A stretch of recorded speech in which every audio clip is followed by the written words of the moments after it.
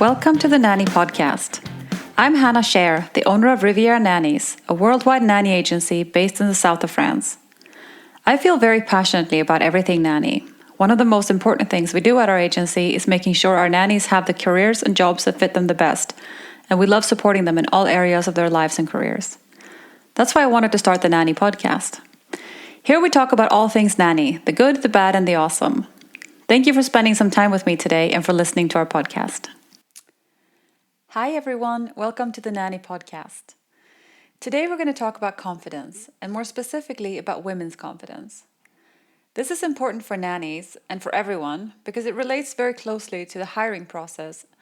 And when you're working with people, whether it's getting grown-ups to hire you or children to listen to you, your confidence plays a part. Women are often less confident than men, and to have success in most things, you need confidence. I can't tell you how much this matters to me. I have been apologizing to demons and ghosts in my head, making excuses not to pursue something I know I would be good at and like, but I didn't because I didn't have the self-assuredness I needed. So many of us are hard workers and have qualifications beyond what we may say. We don't let the world know what we're great at, and sometimes when we do, we are read as cocky or overconfident, which will not get us what we want most of the time. In studies, men overestimate their abilities and performance, and women, they underestimate theirs, while the performance quality is about the same. It's worth thinking about. Even in our agency, when men contact us, both clients and nannies, they're so much more confident than their female counterparts. And most of the time, the male clients know less what they need, and the nannies have similar or less qualifications compared to most of our nannies and the moms who write to us. But you wouldn't think it the way they present themselves.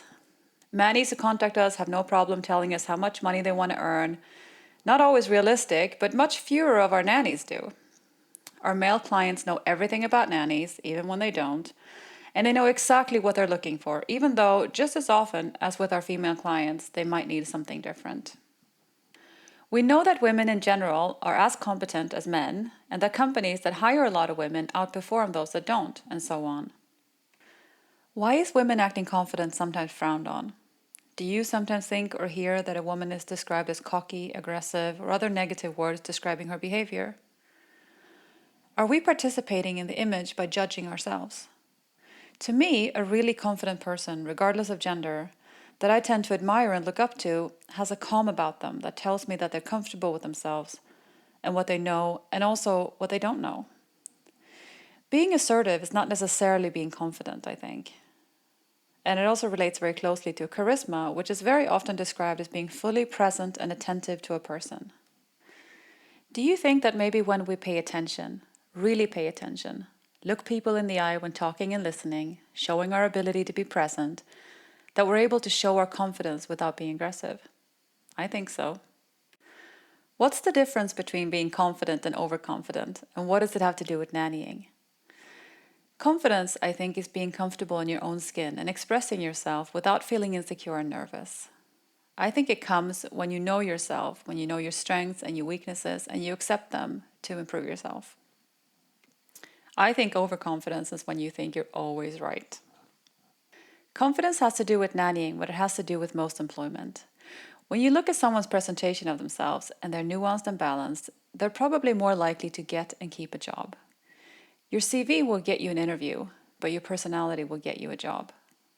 John Charles Hewitt says this nicely on Quora.com, quote, "A little bit of delusional, narcissistic overconfidence is useful in propelling you towards improvement. It's like giving yourself an emotional loan without a security deposit. Confidence based on experience is stiffer stuff that tends to be more reliable. I'd rather have a surgeon who is confident based on years of experience operating on me in place of an enthusiast of hospital dramas who can put on a good doctor impression," end quote. I have both clients and nannies contact me every day, and it's often interesting what approach they take. I'm not going to get into the unprofessional ways people send me files and information without introducing themselves or explaining what they want. That's for another episode, and really doesn't have a lot to do with confidence, I think, but rather the attitude that comes across. As a generalization, most people who have had some experience and talk from that place show their strengths and weaknesses beautifully, which tells me that they're confident and comfortable with who they are and what their goals are, personally or professionally, as well as being competent. I have lots of nannies like this, and it's wonderful working with them.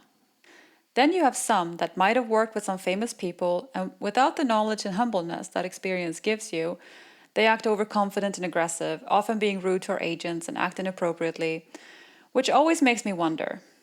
If you're so accomplished and want the world to serve you, why are you contacting us to get work with us? In the same way, the clients that contact us to help them get the best childcare for the family shows their confidence or lack of it in how they communicate. How can you own your confidence? In my research, it seems like confidence and charisma are very closely related. Here are some tips to communicate confidence. Make eye contact with the person you talk to, both when you're talking and when they're talking. Don't seem distracted by scanning the room or checking your phone. Position your body so that you're facing the person you're talking to. Again, this shows that you're giving them your full attention. Use open gestures like showing the palm of your hands when you talk, for example. Don't cross your arms because that's really a closed-off gesture. Embrace your imperfections. This is so important. Nobody's going to look up to you or even trust you if you think you know it all.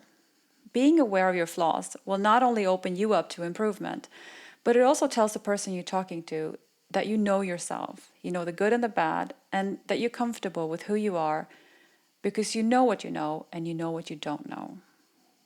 Take responsibility for your own actions. Insecure people tend to make excuses and cover up mistakes. If you're confident, you know that a mistake or error is not the defining factor of who you are. Work on taking responsibility for your decisions, both good and bad. This will make you read as more confident to those around you. If you make a mistake, don't minimize it. Instead, think to yourself, that was a mistake. It was poor judgment on my part. I should try to do better next time. Prioritize self-care. Self-care is not self-indulgent. If you want to maintain a confident attitude, you need to take care of yourself. You need rest and relaxation in order to maintain your confidence. Give yourself small rewards. This can be as simple as a warm bath at the end of the day or a long walk to clear your head after work. It's also setting boundaries, which we will talk more about in another episode because it's so important. Make time for the basics. Get enough sleep, eat well, and give yourself some downtime. Make sure you get your exercise. Moving your body every day is both important for your health and your confidence. I found a nice list of tips from successful women on how to be confident from Elle.com. I'll post it in the show notes. Thank you so much for listening to the Nanny Podcast. Be confident and always be kind, and we will see you next time. This episode is brought to you by Riviera Nannies. Riviera Nannies is a nanny agency based in the south of France and Monaco, but that places nannies all around the world. So if you are a nanny wanting to work anywhere, you can register. And if you're a family living anywhere, you can register. And it's really an agency that listens a lot to the families, that there's no algorithm. It's all very personalized service. And for the nannies, they offer really great support. So if you are having any kind of issues and, need career advice or whatnot, it's a great, friendly, kind agency. So if you want to get in touch, please email hello@rivieranannies.fr. Thank you so much for listening to our podcast today and spending time with me. I want to know what you want to hear about. If there's a topic you want us to cover, if you have questions for us that you want us to answer in a future episode, or if you just want to say hi, please email me at hello@rivieranannies.fr and put Nanny Podcast in the subject line. I would love to hear from you. Take a look at our show notes for links and details about today's episode. If you're listening in iTunes, you click on the artwork and the notes should come up. Otherwise, they're always on our website, thenannypodcast.com. We have a pretty awesome newsletter that we send out both to nannies and families. You can subscribe to it on rivieranannies.fr or thenannypodcast.com. We want to thank our sponsors for supporting our podcast. And again, thank you to our listeners. This is your podcast. Thank you for listening.